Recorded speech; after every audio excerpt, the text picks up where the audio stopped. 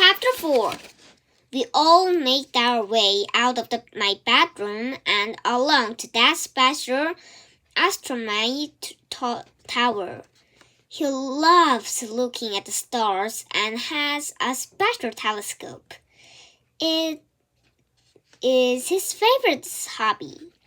And Crystal put her eyes to the telescope and peered upwards into the now darkening sky. She said, and then, She got a piece of paper and began to scribble some little pictures onto it. There you go, she said, handing me the map. I stared down at the tiny stars and then peered through the telescope myself. I could see exactly where she wanted me to go. There were a trail of extra bright stars landing all the way across the sky. Bravely, I stuffed the map onto my pocket and took a deep breath. I had better get going then, I said. It's going to take a while to get there. Snowboy bit his lip. He looked nervous about going to the new place.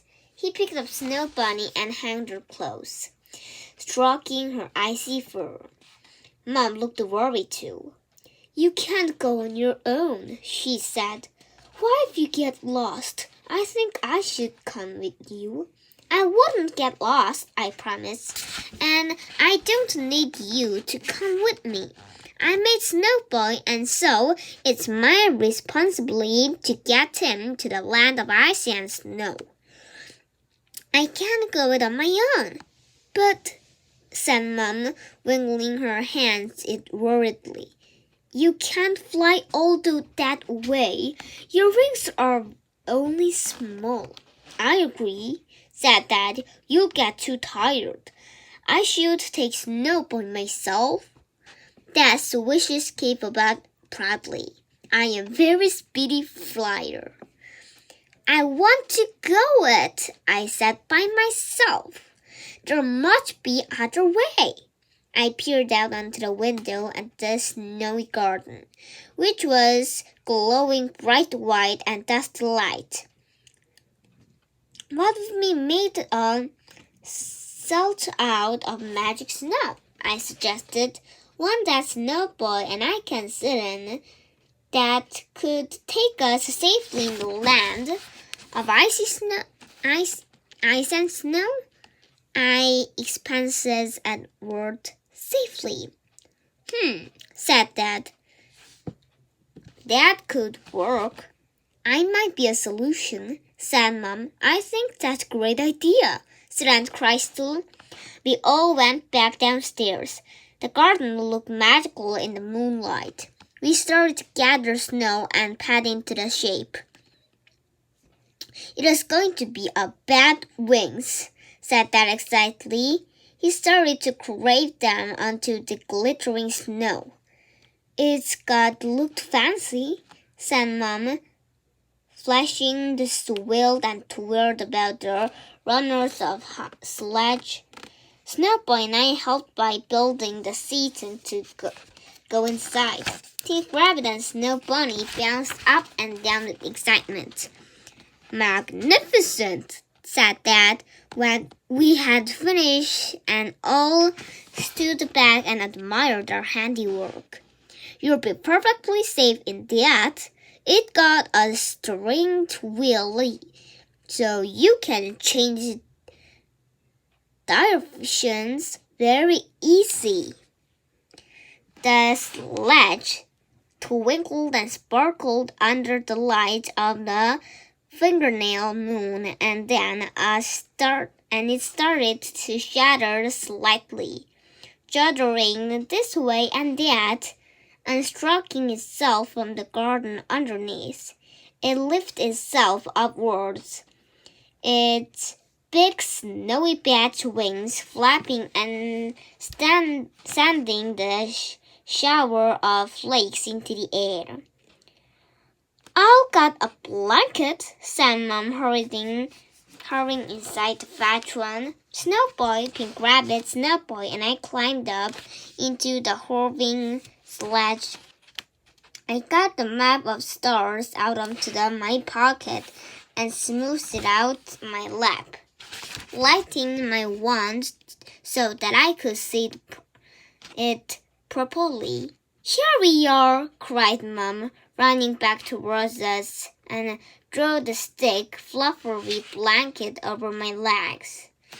Then she pressed me an empty place and waved her wand onto it so that it admirably became full of hot chocolate. For the journey, she said, there's no time to make it in usual way. Then she pressed the raspberry ice rolly to Snowboy. I'm not sure what you eat, she said, but I found this in the freezer. Thank you, said Snowboy. I'm sure I will love it. The sledge began to rise higher up into the air, and Crystal waved her wand one more time, just to make sure it doesn't melt, she said. Goodbye, we called, looking over the edge of watching as Mom, Dad, and Aunt Crystal got smaller and smaller and further away. Soon they just looked very three tiny dots on the ground, and we were soaring still higher up into the vast twinkling sky. There's a star we need to head towards first, said Snowboy, glancing down the map and then pointing to the particularly bright one. He opened his eyes slowly and started to lick it. He said. I steered and sledged on towards the bright stars and then opened my flanks and took a sip of hot chocolate. It made my whole body feel warm and glowy and more awake. Mom must have put fairy magic in there. It's so beautiful up here, sighed Snowboy. And the world looks so small down below. It does, I agreed, peering over the slide and gathering the butterflies in my tummy. Then the streets and house were lit up with tiny lights, and the cars looked like toys or tiny insects moving along the roads. There's a second star, I said, pointing at another one flashing in the distance. We need to follow that one now. Snowboy steered and sledged in the right directions, and we continued to whoosh along. The stars billowed out and my hair and Snowboy's cape. We flew a long time through the silent night. Pink Rabbit and Snow Bunny curled up and went to sleep by our feet. We followed the stars after stars, soaring over the glassy sea with a white-crested wave set over the mountains and lakes and streams. And eventually, the ground below us began to turn white and snow. Soon we were in an empty, cold world covered in glinting and snow. There didn't seem to be any humans, and the dark sky glowed in all colors and rainbows, making the snow shine like a kaleidoscope. What's that? Asked Snowboy, pointing up ahead. I squinted my eyes and saw something tall and sparkly sitting on the frosty mountain. I think it might be a castle, I said excitedly. The Snow Fairy Queen's places. We started to slide towards the mountain, and as we got closer, I could see that it was right. I was right. Giant pointy icicle started to reach it upwards onto the sky, flashing and glinting in the starlight. I hope to queen this, I said as I moved the sledge back down towards the ground. It landed with a thud and a crunchy by the great icy front doors in place. Snowboy and I hopped out and walked across the door. The snow was so deep that it climbed out onto the knees, and we had a carrot, pink rabbit, and snow bunny in our arms. It feels sort of like home here, said Snowboy, taking a deep breath of freezing cold air. He gazed round contentedly at the snow all around us. It seemed to go to the miles and miles. I raised my hand and lifted the knocker, changing it back down on the door. There was a boom sound from inside the places, and suddenly I felt a bit shy. I hope she won't mind to dropping like this, I said. We stood and waited. And after a few minutes, a great door opened. Standing before, there were a friendly-looking snowman wearing a waistcoat. Hello, I said, sticking out my hand like I've seen my dad do. My name is Isadoramun, and we came into the banish to Snow Queen, Fairy Queen. Oh, banish, eh? Chuckled the snowman. Well, you had better come in then. I am the Queen's butler. Follow me. We stepped into the great hallway floor.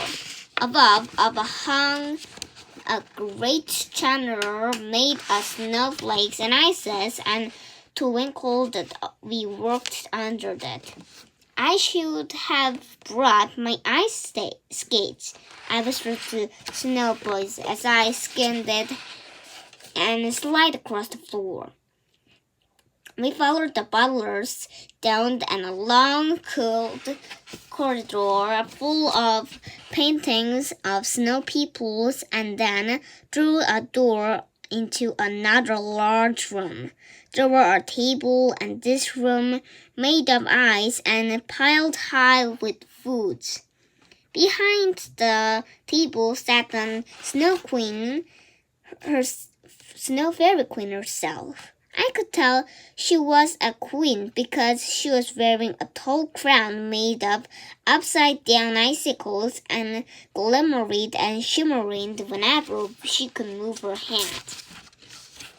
Her skin was white and slightly sparkled like snow, but when she smiled, I felt warm all the way down into the tip of my toes. Hello, Your Majesty, I said. I did a chortle like I had been taught to in my ballet lessons. Snowboy made a flash turn and then bowed. Who are you? Asked the Queen. She seemed so kind that I didn't feel shy about talking to her. My name is Isadoramun, I said.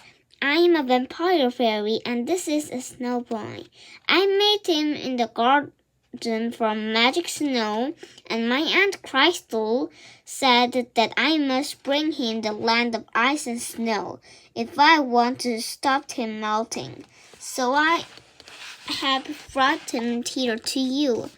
My aunt said that even if snow is magic, it always melts eventually. It does, agreed the Snow Queen, nodding. Snowboy looked frightened. Please don't let me melt, he begged. Don't worry, said the Queen, getting up and putting her arm around them. "You'll be perfectly safe here." She gestured towards the table. "Would you like something to eat after your journey?" I was just about to take a little nibble. Snow Boy, Pink Rabbit, Snow Bunny, and I sat down at the table with the Queen. There was an ice cream cake and a peach sherbet and a strawberry crushed ice slush to drink. It was all very delicious and very cold. As we ate, we talked. I told the Queen all about what it was like to be a vampire fairy, and she told us that it was like to live in a land of ice and snow. Snow Boy listened and fascination to everything we said. He was enjoying the food too much to speak. I must say, I am a vampire fairy that you imagined to find my places, says Queen. If a difficult place to find, you must be very brave. We used a star map, I told her. I just wanted to help Snow Boy. I couldn't let him melt. Well, you came to the right place, said the Queen. She turned to Snow Boy and Snow Bunny. Would you like to come and live here with me? He asked them. My land is full of people and animals made of snow. I would love it, said Snow Boy, glancing around the cold, glassy walls and places. I feel like I belong here. He smiled a big white smile, and Snow Bunny jumped up and down with glee. When Snow Boy looked at me, and then suddenly his shoulders dropped through, he was a little sad. I will miss you, though, Isadora, he said. You're my best friend I've ever had. I will miss you too, Snow Boy, I told him, feeling a lump in my throat. But maybe I can come and visit you sometimes. You're welcome here anytime, Isadora, said the Queen. But until your next visit, I've got a great idea. She stood up and got out the large chest. Then she opened it and took something out. It was 2 snow globes, and inside them was a miniature model of her ice place. There are magic snow globes, she said. When you shake them, you will be able to see each other and talk. Wow! I gasped, taking one from her and peering at the tiny snowy words inside. I had never seen such a beautiful, detailed model before. Then when I shook the tiny flakes of snow and glitter swirled down all the way into little places, I shook it a bit harder and Snow Boy's face appeared into the water. I can see you, I said, peering into the snow globes. I can see you too, laughed Snow Boy. I looked up and smiled at the Queen.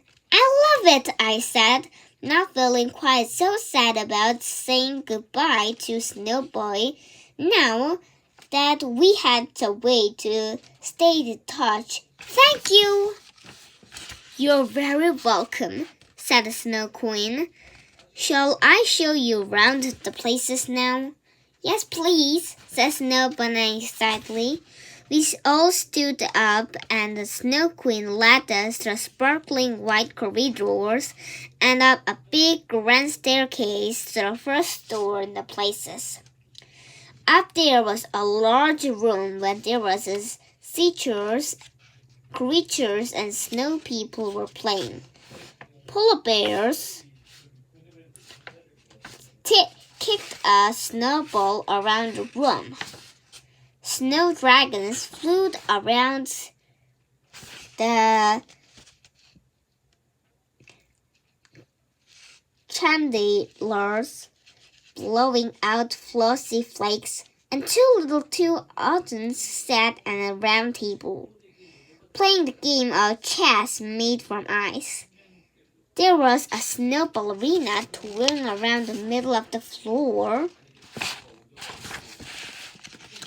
and a few of little more snow girls and snow boys running around, playing a game of chess.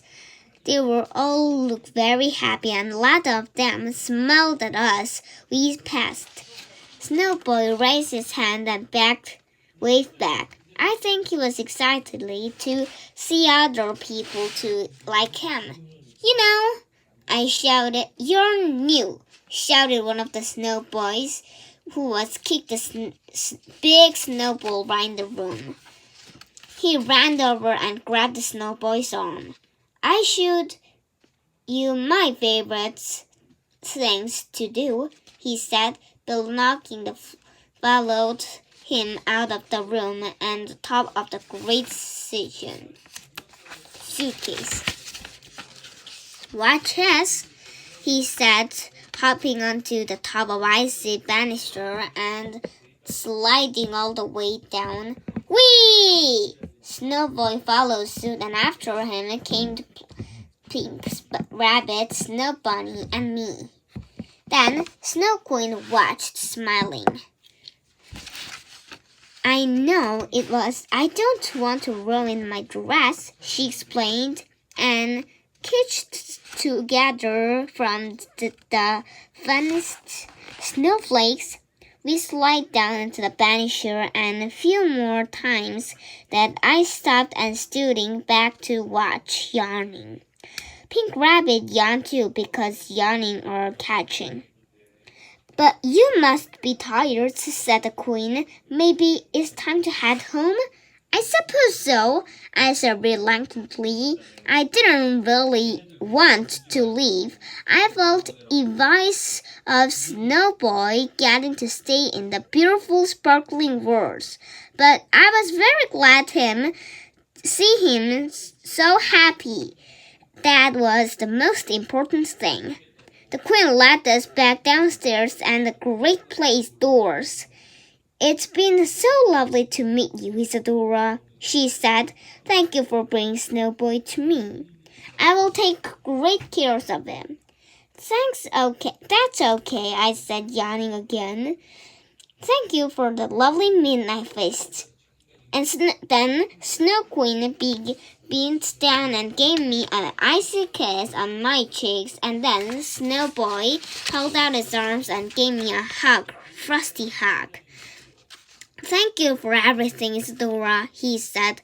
I'll miss you playing with you. I will miss playing with you.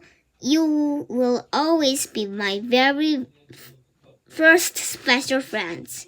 Make sure you looked at the snow globe and maybe come to visit me sometimes. I will, I told him, holding the snow globe snug against my chest.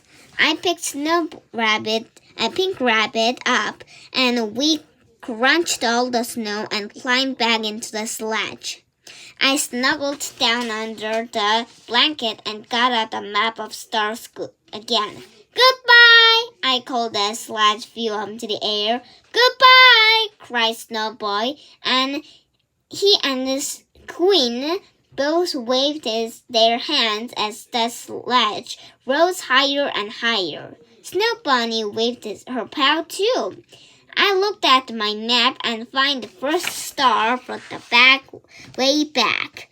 It shone out brightly, beckoning me towards home.